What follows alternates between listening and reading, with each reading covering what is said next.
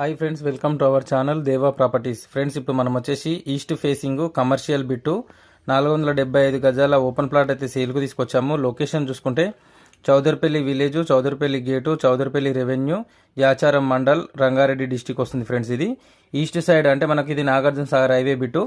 100 feet రోడ్కి first bit. East side వచ్చేసి 100 feet road ఉంది. వెస్ట్ సైడ్లో మనకు 30 ఫీట్ల రోడ్ అయితే అవైలబుల్గా ఉంది.